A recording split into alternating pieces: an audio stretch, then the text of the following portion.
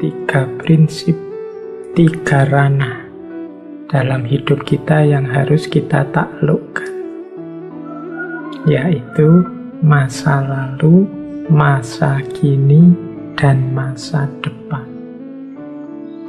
Menghadapi hidup yang berputar, kadang di atas, kadang di bawah, yang selalu berubah, senjata kita adalah Triwikromo. Menguasai masa kini, masa depan, dan juga masa lalu. Prinsipnya apa? Bagaimana cara kita menguasai? Nah, cara menguasai atau prinsip-prinsipnya adalah yang pertama, kita harus selalu ingat bahwa yang kita rasakan saat ini adalah buah dari yang kita lakukan di masa lalu.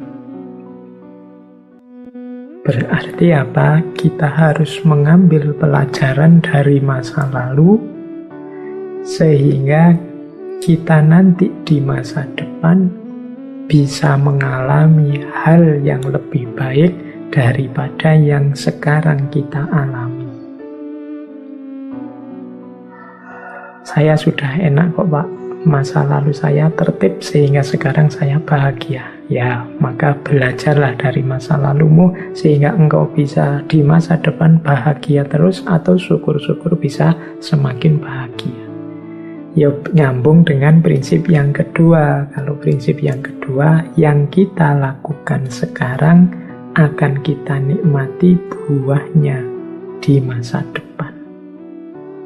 Ini sama. Jadi apa yang kita lakukan sekarang, ayo siap-siap menerima hasilnya di masa depan.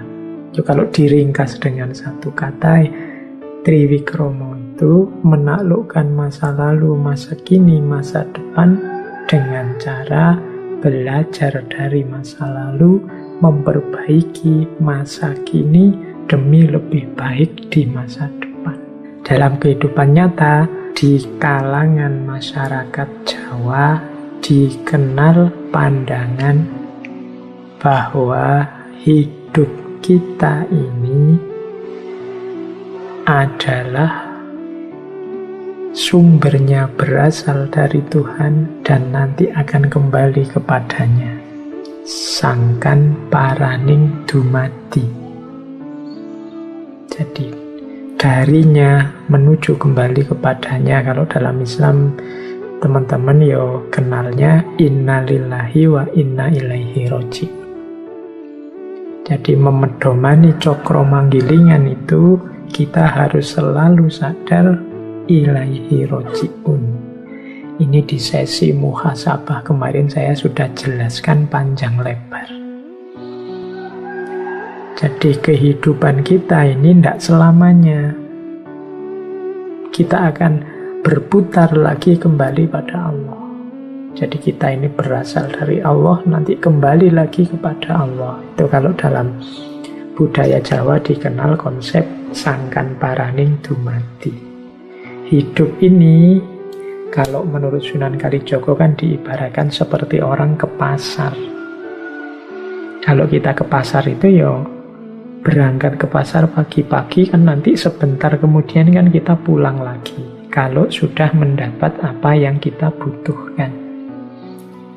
Jadi dari rumah menuju pasar dan nanti balik lagi ke rumah.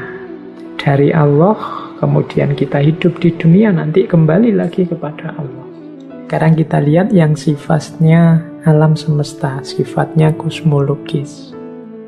Kalau berhadapan dengan Tuhan, kita dituntut untuk mewujudkan kesadaran sangkan paraning dumadi. Berhadapan dengan alam semesta, kita dituntut untuk memayu hayuning bawono. Memayu hayuning bawono ini kalau diterjemah secara letterlek, memperindah keindahan dunia. Dunia ini apa adanya sudah indah.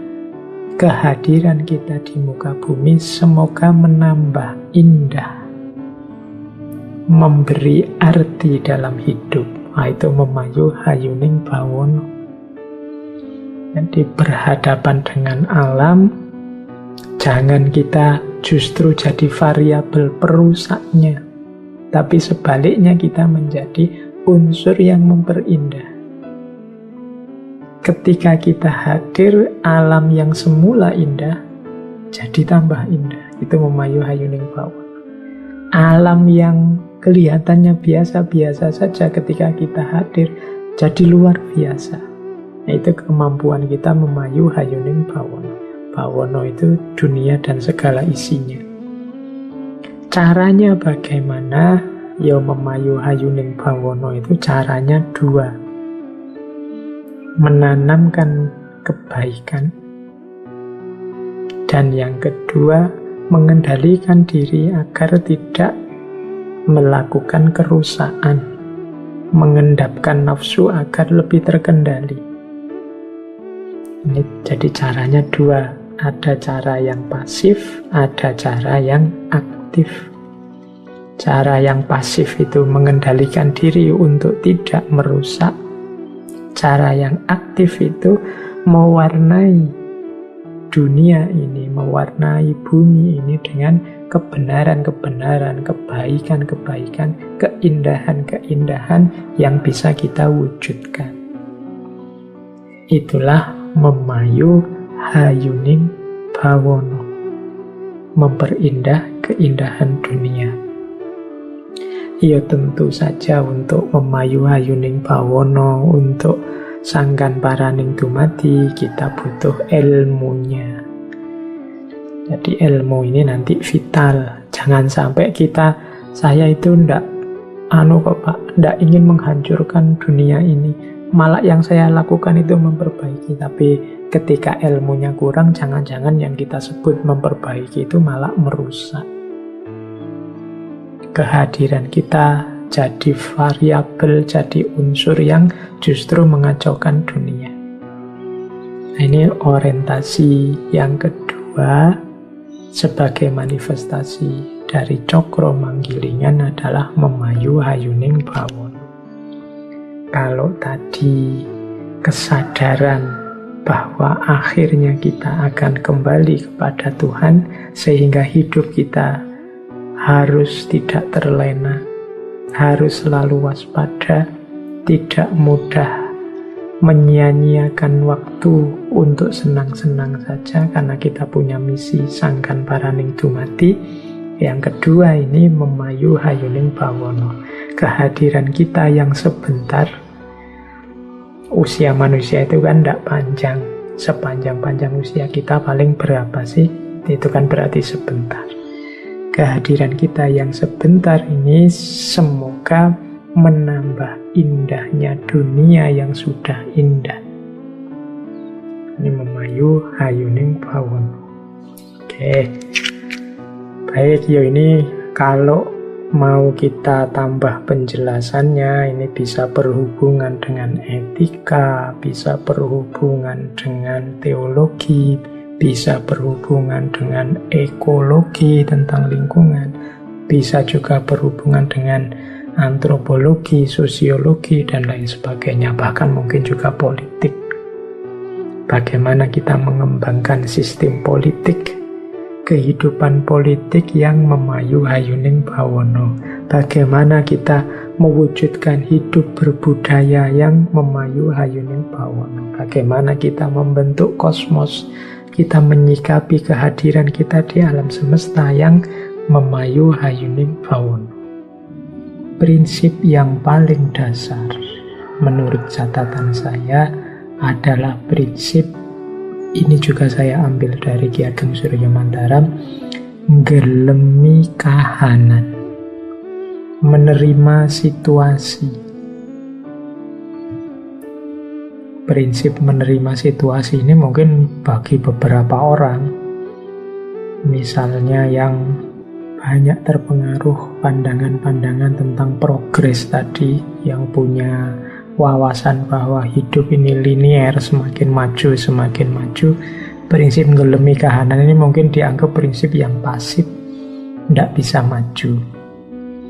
Tapi sebenarnya maksudnya bukan kok orang itu ndak boleh maju atau ndak mau maju. Tapi orang itu pertama-tama harus menerima situasi yang dihadapinya saat ini. Maju tapi tidak menerima situasi yang dihadapi saat ini, seringkali produk-produk, mungkin pikiran, mungkin budaya, mungkin gagasan yang dihasilkan jadinya tidak nyambung dengan identitas kediriannya. Tidak cocok.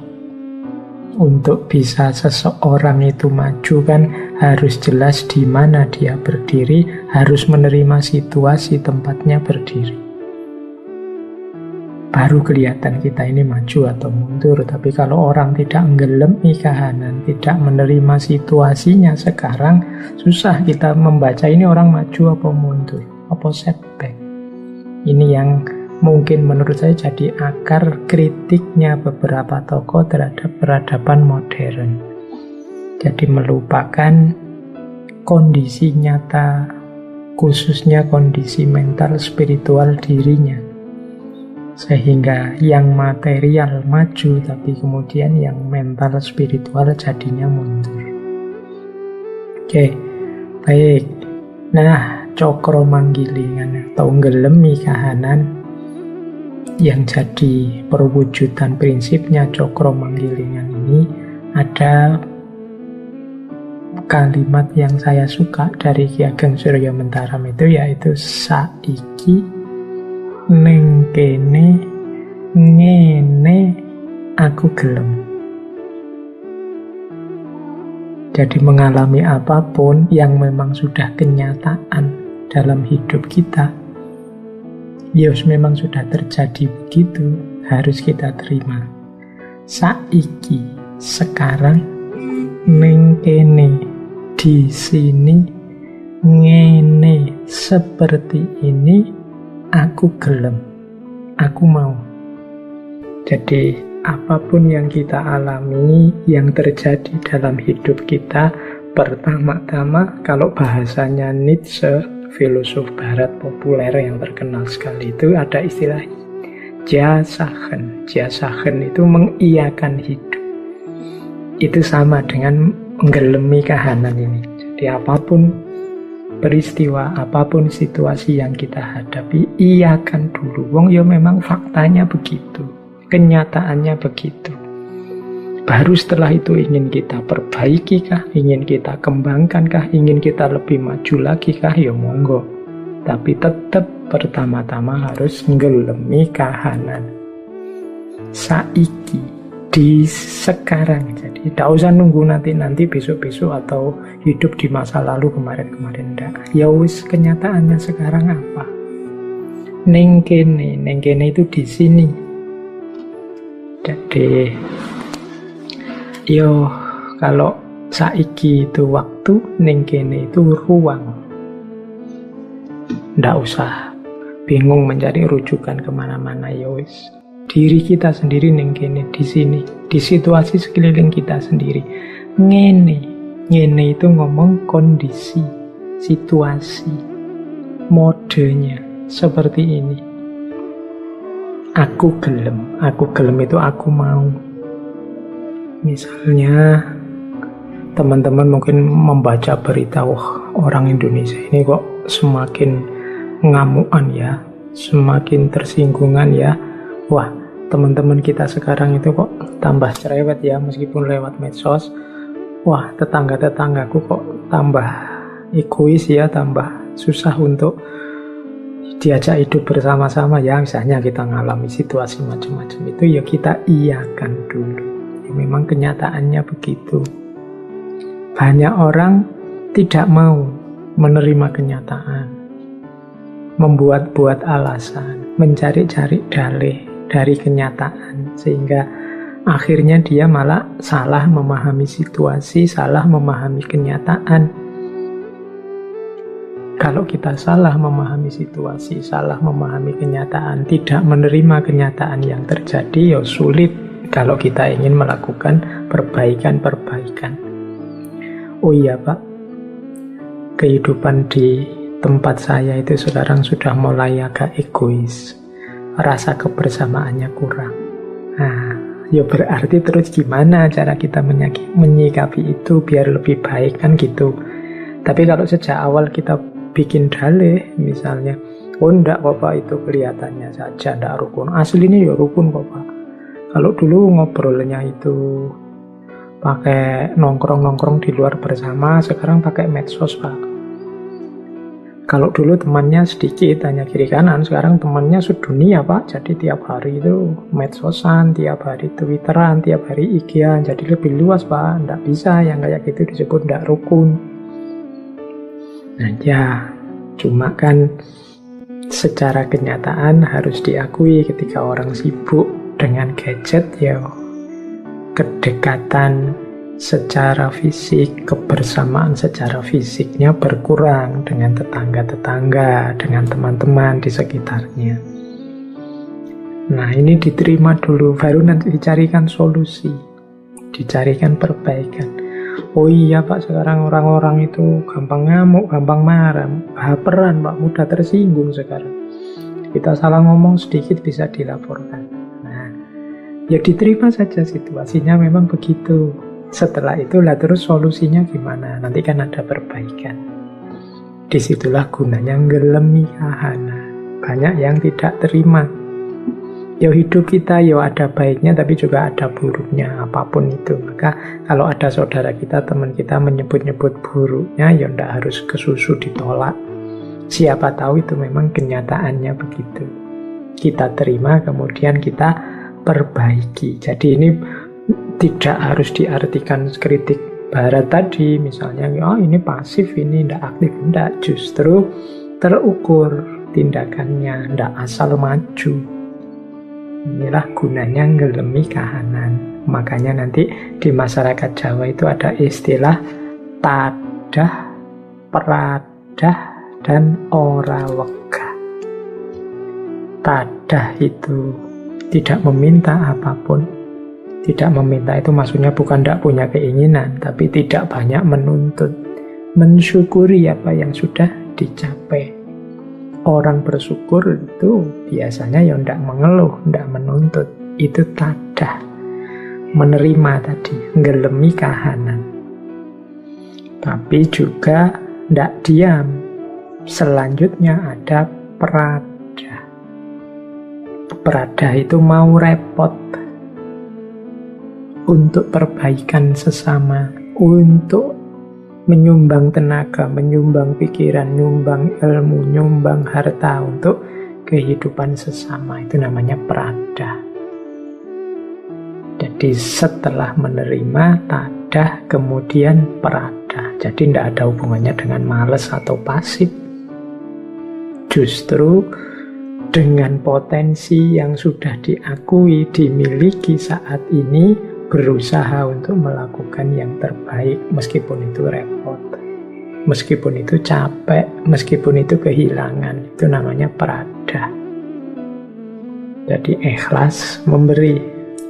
Dan yang ketiga, ora wegah.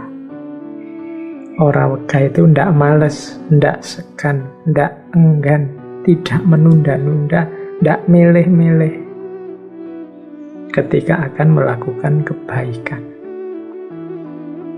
Jadi tidak hanya rebahan, ngerti ribuan jutaan konsep kebaikan, ngerti ratusan hikmah kebijaksanaan, kalau tidak diterjemahkan dalam kehidupan nyata sehari-hari, kalau kita hanya wegah saja, males, menunda-nunda, menunggu-nunggu besok saja, nanti saja, atau milih yang enak-enak saja, itu juga namanya wegah. Belum disebut terpuji. Yang terpuji itu ya tadah, peradah, ora wegah. Jadi setelah tadah menerima kahanan, ngelemi kahanan, setelah itu peradah, mau repot, ikhlas memberi untuk sesama, dan yang ketiga, tidak malas, tidak enggan, tidak menunda-nunda, tidak memilih-milih. Saiki ning kene ngene aku gelem. Sekarang di sini seperti ini aku mau. Ada 3 prinsip yang terkenal sekali di tengah masyarakat Jawa, yaitu ojo dumeh, eling, dan yang ketiga waspodo. Ini di hampir semua tema kita yang membahas tentang falsafah Jawa selalu saja muncul kata-kata ini. Dulu kita pernah belajar wulang reh, kita pernah belajar Wedotomo, dan banyak lagi serat-serat Jawa yang lain. Di hampir semua serat Jawa yang kita bahas selalu saja ada ojo dumeh, eling, lan waspodo. Dulu pun waktu kita membahas tentang Semar juga ada 3 kalimat ini, 3 kata ini. Ini juga manifestasi dari orang yang punya kesadaran cokro manggilingan. Yang pertama, ojo dumeh itu jangan mentang-mentang, jangan sombong. Orang dumeh itu biasanya orang yang punya sedikit kelebihan tertentu dibandingkan yang lain. Makanya sering diterjemahkan sebagai jangan sombong, jangan mentang-mentang. Jangan mentang-mentang pinter terus menyusahkan orang lain dengan ilmu kita. Jangan mentang-mentang kaya terus senang-senang saja, tidak peduli dengan sesama. Jangan mentang-mentang jaya, mentang-mentang sukses terus menganggap rendah yang lain, semua dianggap levelnya di bawah dia. Itu namanya dumeh. Jadi ojo dumeh. Jangan mentang-mentang ganteng terus sakarepe dhewe gonta-ganti pacar, itu juga ojo dumeh. Jangan mentang-mentang followernya banyak, jangan mentang-mentang apalah, so banyak mentang-mentang itu biasanya ada kelebihan sedikit. Jangan mentang-mentang lah. Mengapa hidup ini berputar? Engkau yang kaya, seberapa banyak kekayaanmu kalau Allah mau detik ini juga besok bisa habis. Kurang apa sebelumnya kaya Nabi Ayub, tapi kemudian hartanya habis, bahkan sakit-sakitan, kehilangan segalanya. Ojo dumeh. Engkau yang jabat, engkau yang jaya sukses, engkau yang pinter. Banyak orang pinter yang keblinger. Maka ojo dumeh. Apalagi engkau yang ganteng, ojo dumeh. Engkau yang cantik, ojo dumeh. Seberapa lama bertahan kecantikan, kegantenganmu, kekayaanmu, jabatanmu, ojo dumeh. Hidup ini berputar. Yang kedua, eling. Eling ini berarti ingat. Eling lan waspodo itu biasanya disebut bareng satu paket. Eling itu kesadaran vertikal. Selalu ingat, selalu sadar ada Tuhan, ada Allah yang mengamati kita, maka jangan lupa diri. Dan yang ketiga, waspodo. Waspodo itu kesadaran horizontal. Jadi hati-hati, hidup ini berputar. Hati-hati, hidup ini tidak selalu seperti yang kita inginkan. Yang di sekelilingmu itu orang lain, alam semesta, bisa mendukungmu, bisa juga jadi bahaya buatmu, bisa membuatmu gembira, bisa juga menyusahkanmu. Yang penting waspada, jangan lupa diri. Nah, ini aspek vertikal, horizontalnya waspada, aspek vertikalnya eling. Eling itu berdimensi ketuhanan, berarti jangan lupa Allah selalu mengawasi kita. Waspada berdimensi alam kemanusiaan. Kita harus hati-hati, jangan sembrono hidup di muka bumi ini.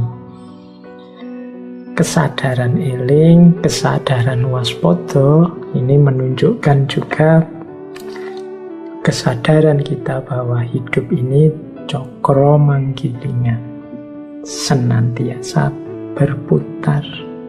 Orang yang tidak eling, tidak waspodo, apalagi dumeh, dia tidak sadar bahwa hidup ini berputar, maka jangan kaget kalau tiba-tiba jatuh, kalau tiba-tiba rodanya balik, yang dari atas sekarang sampai bawah, sakitnya akan luar biasa, hancurnya akan luar biasa, karena kita tidak sadar, tidak siap.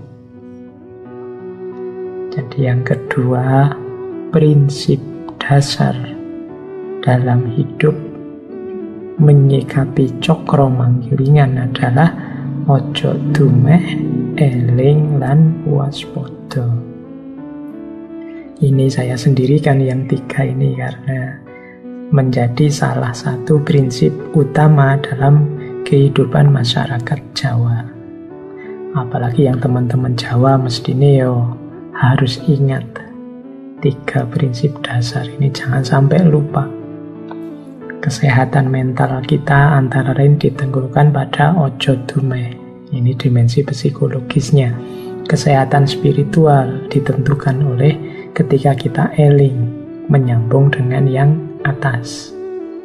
Sementara kesehatan hidup sosial bersama orang lain, bersama masyarakat di tengah alam semesta itu kita bersikap waspada. Jadi ojo dumeh, eling lan waspada. Prinsip apa saja yang dihidupkan di tengah masyarakat Jawa, itu saya bawa beberapa prinsip yang ada kata-kata ojo-nya. Ojo itu artinya jangan.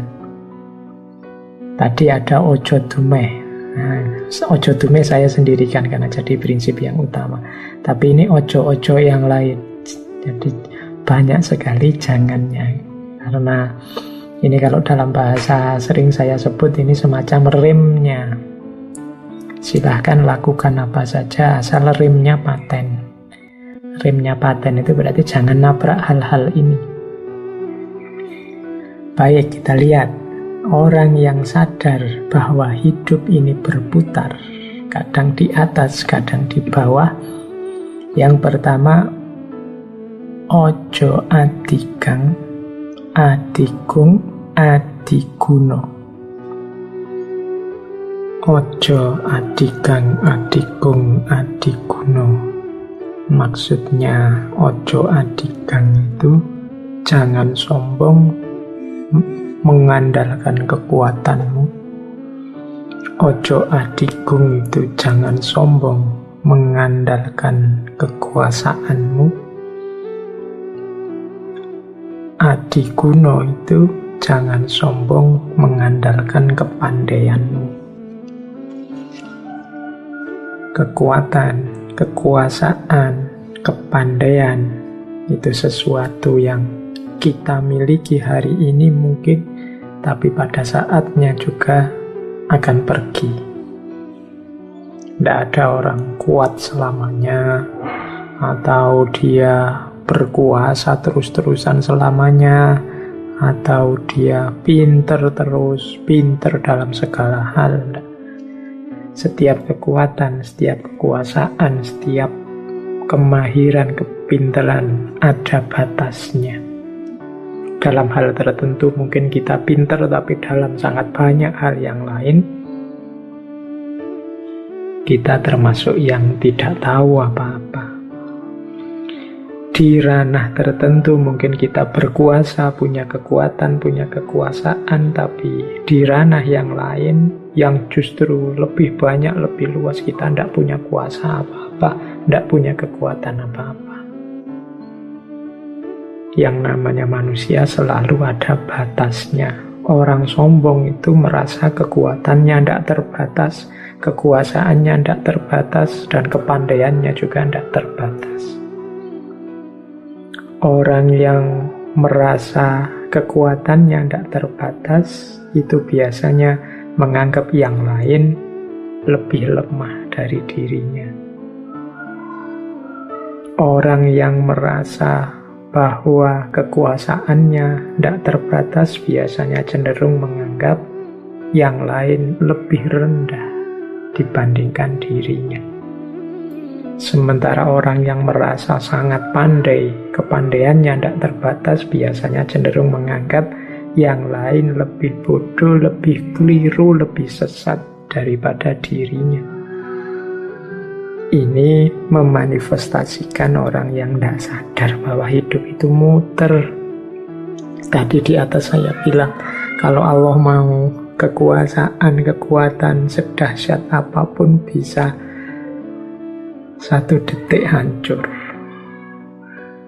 Bagaimana ceritanya misalnya Raja Namrud zaman Nabi Ibrahim yang meninggal karena seekor nyamuk.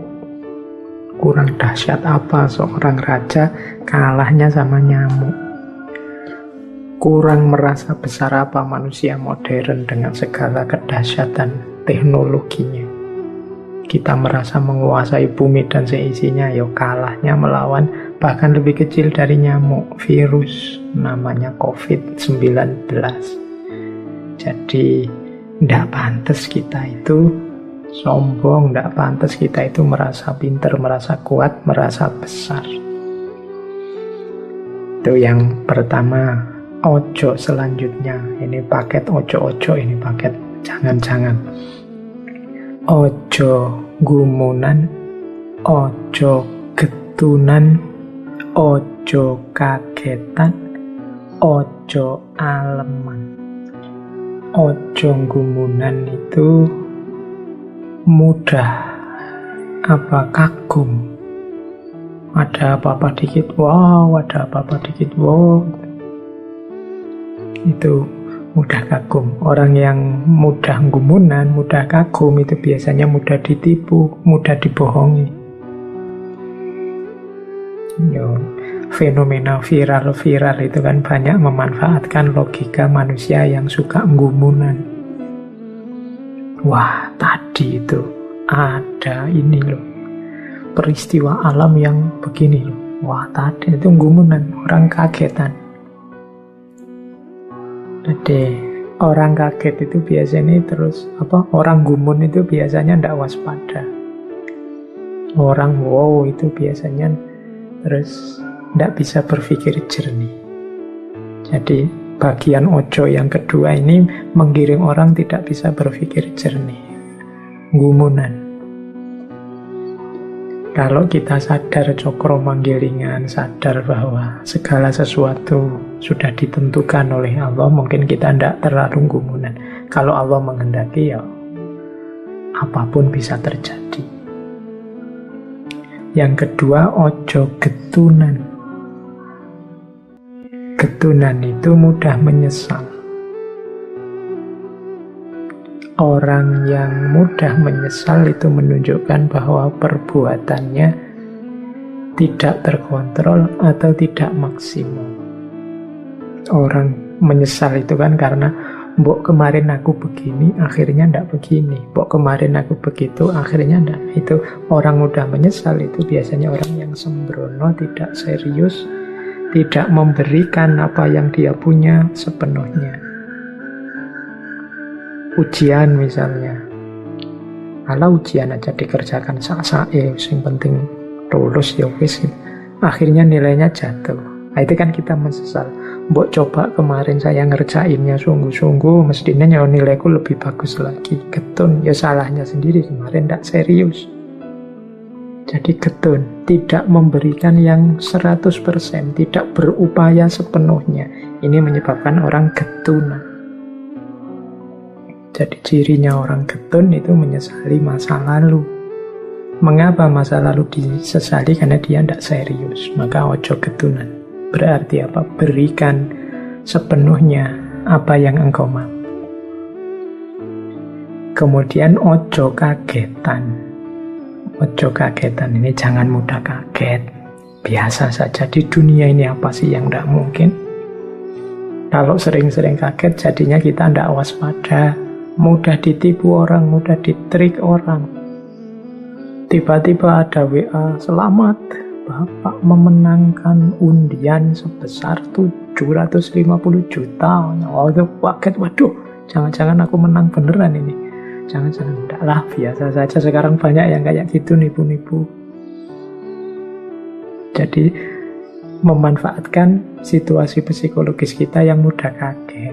Kalau tiba-tiba ada kabar apa itu terus kita kaget. Ketika kita kaget, kita tidak waspada. Ada ya hari ini banyak itu yang lewat medsos itu tiba-tiba juara 1 atau kadang ngeri itu anak bapak kecelakaan, itu harus kita kaget. Ketika kita kaget, kehilangan kewaspadaan, tidak bisa waspada. Maka jangan kagetan, terus berpikir yang jernih, yang waspada. Yang keempat, ojo aleman. Ojo aleman itu jangan manja, atau kadang juga diterjemahkan jangan senangnya dipuji saja. Orang aleman itu orang yang selalu minta dilayani. Jadi harusnya dia bisa memenuhi sendiri, dia nunggu dipenuhi orang lain. Itu kan bukan tugas saya. Meskipun sebenarnya kalau dia tandangi ya beres, tapi aleman. Jatahku kan cuma ini, itu kan tugasnya dia misalnya. Jadi tidak ringan tangan. Dan dia inginnya dilayani terus, itu aleman. Jangan aleman. Orang aleman itu berarti dia tergantung pada orang lain, tidak mandiri. Meskipun tadi diartikan suka dipuji, orang suka dipuji juga berarti hidupnya tergantung pada orang lain, tidak mandiri versi dirinya. Nah, jadi yang kedua, ojo kagetan, ojo gumunan, ojo getunan, ojo aleman. Ojo gumunan, jangan mudah kagum. Ojo getunan, jangan mudah menyesal. Ojo kagetan, jangan mudah kaget. Ojo aleman, jangan manja. Terus, paket ojo selanjutnya. Ojo ketungkul marang kalungguhan, kadonyan lan kamareman. Jangan ditaklukkan oleh kedudukan, keduniaan, harta benda, dan kemareman, kesenangan. Jadi hidup kita tolong jangan diperbudak oleh posisi atau jabatan atau kedudukan. Jangan diperbudak oleh harta, jangan diperbudak oleh kesenangan saja. Diperbudak itu berarti kalungguhan, kadonyan, kamareman itu yang menyetir kita, bukan kita yang menguasai kedudukan, harta, dan kesenangan. Bukan kita yang mengendalikan kesenangan, tapi kesenangan yang mengendalikan kita. Dikendalikan oleh kesenangan itu ya berarti hidup kita itu yang kita tuju seneng terus. Kita tidak bisa ngerem kesenangan. Kalau sudah seneng itu terus yang dicari, dikejar sampai lupa segalanya. Itu berarti kita disetir oleh kesenangan. Kalau sudah begitu ya berarti kita tidak sadar cokro manggilinya. Hati-hati, hidup itu berputar. Kadang orang mencari kesenangan saja, jatuhnya malah kesusahan yang tidak ada akhirnya. Kadang orang mencari kedudukan, jabatan, lupa segalanya, hanya mikir jabatan saja, akhirnya jatuhnya malah kehinaan.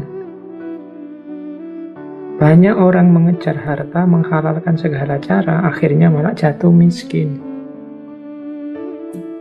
Maka ojo ketungkul marang kalungguhan, kadonyan lan kamareman. Ini diingat-ingat prinsip ini ya teman-teman, apalagi yang ini menjelang era-era mau berjuang, mungkin sudah lulus kuliah, mau bekerja, mau menikah, membangun rumah tangga, dan seterusnya. Ojo ketungkul marang kalungguhan, kadonyan lan kamareman. Saya lanjutkan, ini waktunya tambah lama, tambah menipis. Ojo keminter, mundak keblinger, ojo cidro, mundak ciloko. Keminter atau kuminter itu maksudnya kalau di bahasa Indonesia kan sekarang mungkin sok pintar. Sok pintar itu sebenarnya ndak pinter, tapi gayanya kayak orang pinter. Nah itu namanya keminter. Ndak menguasai ilmunya, ndak ngerti teorinya, tapi gayanya kayak orang yang sudah ahli. Nah itu namanya keminter. Hati-hati, ojo keminter, mundak keblinger. Nanti engkau akan sesat loh. Jadi keblinger itu ya terbelokkan. Terbelokkan itu ya tersesat. Jangan keminter deh. Kalau ndak ngerti bilang aja ndak ngerti. Kalau belum mendalam jangan kesusu mengajar. Ojo keminter. Jangan kesusu nge-share hal yang kamu ndak paham bener segala isi dan konsekuensinya. Hari ini kan kadang-kadang kita ndak sadar jadi orang keminter. Wong yo fikih ndak ngerti, kita memfatwai orang lain. Ini ndak boleh, ini haram, ini makruh, ini bid'ah dan lain sebagainya. Nah ini kan memfatwai orang lain, memvonis orang lain dengan fatwa agama. Wong kita ini bukan ahli fikih. Biarlah yang ahlinya saja yang menilai. Kalau kita bukan hakim kan jangan menghakimi orang lain. Ojo keminter, nanti keblinger. Keblinger itu sesat. Maunya orang lain jadi lebih baik, malah dirinya sendiri sesat. Kalau dirinya sendiri sesat, ya yang disampaikan nanti menyesatkan orang lain. Engkau keblinger nanti. Jangan keminter. Pinter itu bagus, tapi jangan keminter. Sok pintar. Kemudian ojo cidro mundak ciloko. Cidro itu bisa diartikan curang, bisa diartikan berkhianat, bisa diartikan jahat. Jangan melakukan yang jelek, yang khianat, yang jahat. Nanti engkau celaka sendiri. Apa yang engkau tabur, itulah yang engkau panen. Kalau engkau menaburkan yang jelek-jelek, panenmu juga pasti jelek-jelek. Tapi Pak, buktinya tetangga saya senang terus meskipun dia jahat sampai meninggal. Jangan lupa, hidup ini tidak hanya alam purwo, alam madya, tapi juga ada alam wusono. Di sanalah yang sejati akan kelihatan. Ojo cidro mundak ciloko. Baik, itu paket selanjutnya. Terus ojo milik barang kang melok, ojo mangro mundak kendo. Ojo milik barang kang melok itu jangan merasa memiliki apapun yang menempel padamu. Jadi semuanya itu tidak hakiki. Jadi ojo milik barang melok itu jangan merasa hartamu, kedudukanmu, jabatanmu, kemuliaan, kehormatan dari masyarakatmu itu kan hal-hal yang engkau miliki sekarang, yang melok padamu. Dia hanya melok ikut, tapi bukan milikmu. Jangan merasa milik. Bahkan termasuk anak istri. Yo kalau bahasa lain itu semuanya hanya titipan dari Allah. Tugas kita mengelola sesuai dengan amanat yang punya. Ya yang punya Allah. Amanatnya Allah kita jalankan. Kita dititipi istri, dititipi suami, dititipi anak, dititipi harta, dititipi jabatan. Semuanya harus kita kelola dengan baik sesuai keinginan yang nitipi. Maka ojo milik barang kang melok. Jangan diperlakukan seperti milikmu. Tetap sadarilah bahwa itu hanya titipan. Jadi caramu memperlakukan sesuai yang nitip.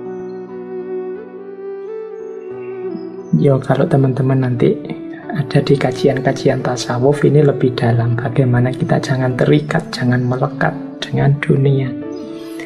Kemudian ojo mangro mundak kendo. Jangan mendua. Maka akan kendo. Kendo itu kendor. Kendor itu berarti tidak fokus. Mangro itu tidak fokus, mendua.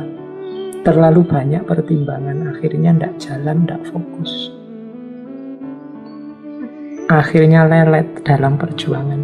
Iya Pak ya, saya bisa ini, bisa itu, enaknya gimana? Memang pikiranmu bercabang-cabang, tidak fokus, akhirnya tidak jalan-jalan. Saya mau sih Pak, serius, tapi nanti efeknya begini ya Pak. Kalau yang ini bagus juga, tapi efeknya begitu. Kadang-kadang ini hanya membingungkan kita saja. Maka mantapkan, kalau menurutmu itu sebuah kebaikan, kebenaran, ya resikonya pasti saja ada. Tidak ada yang perfect. Ambil saja, jalan. Jangan terlalu banyak berpikir neko-neko. Ojo mangro, mundak kendo, mendua. Komitmennya double-double. Nah itu biasanya terus kendor. Tidak ada yang 100% semua. Dikit ini. Bagi yang ingin menyambungkan dengan mungkin beberapa ayat kalau dalam Al-Quran tentang cokro manggilingan ini, bagaimana hidup ini dipertukarkan, dipergilirkan, ada putarannya, boleh nanti mengecek tafsirnya surat Ali Imran ayat 140. Iyam saskum korhum fakot masal qauma korhum mithluh watilkal ayyamu nudawiluha bainan nasi waliya'lamallahu alladhina amanu wa yattakhidha minkum syuhada wallahu la yuhibbuz zalimin. Ini ayat ini turun berkenaan dengan perang Uhud. Jika kamu mendapat luka, maka sesungguhnya kaum itu pun mendapat luka yang serupa. Ini kalau dalam tafsir-tafsir, Allah menjelaskan kepada umat Islam saat itu yang baru saja dalam tanda petik ya kalah di perang Uhud. Jadi Allah menunjukkan kalau engkau mendapatkan luka pada perang Uhud ini, sesungguhnya kaum kafir itu juga sebelumnya mendapatkan luka yang sama, yaitu pada perang Badar.